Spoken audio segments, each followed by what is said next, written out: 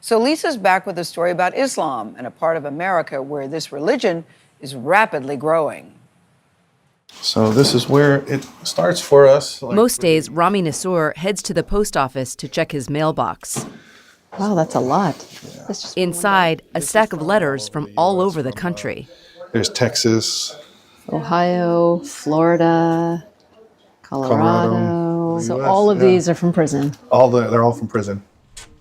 Nassour is the founding director of the Taiba Foundation, the first organization in the U.S. to offer a distance learning program in Islamic education to prisoners.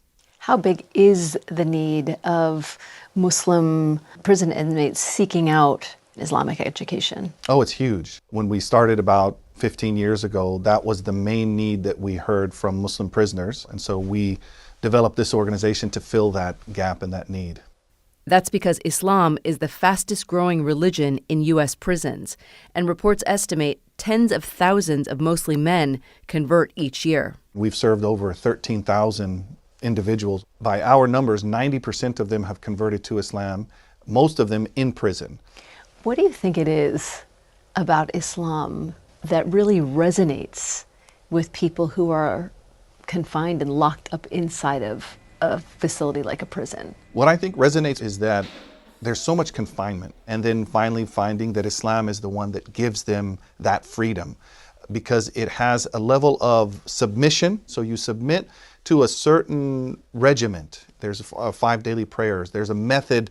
They see that those walls can't confine them anymore. That is part of what attracted Mohammed Amin Anderson to the faith. How has Islam changed your life?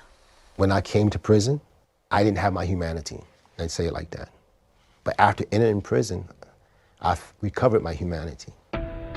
Born Christopher Anderson in Philadelphia, he was the son of a preacher. But as a teen, he answered the call of the streets.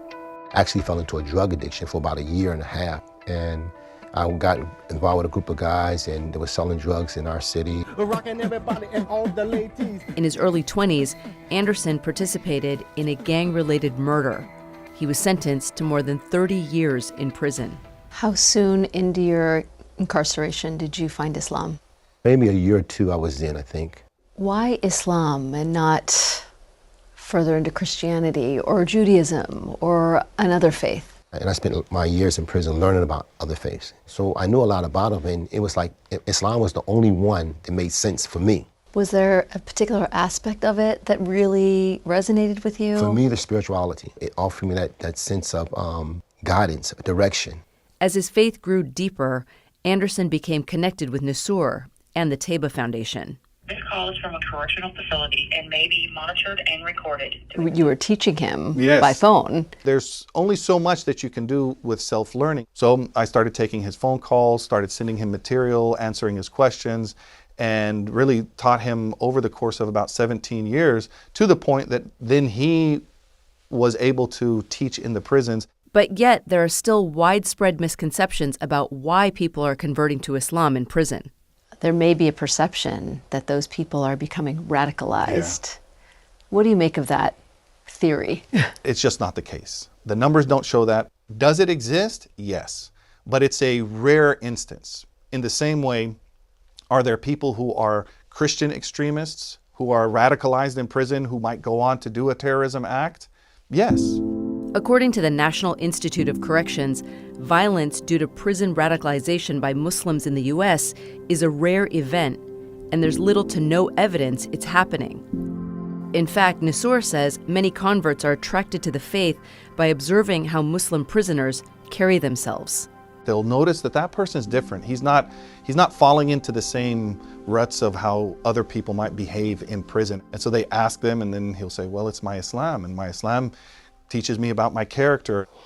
Anderson was released from prison in July after serving his full sentence. At his parole hearing, he says the chairman called him an exceptional inmate. What role do you think your faith in Islam played in you being portrayed that way? It played every part, every aspect of my life. But now, outside of prison walls, he says his work is just beginning. I see you becoming emotional. Yes. Yes. What is it that's filling you with this emotion? Because to be able to know where I came from the person I was, the selfish person I was, the lives I ruined, the people I harmed, and now to be able to give a second chance. But I believe God gave me a second chance to come out here to serve humanity, because the person life I took, he doesn't have a second chance. So I think I owe it to him.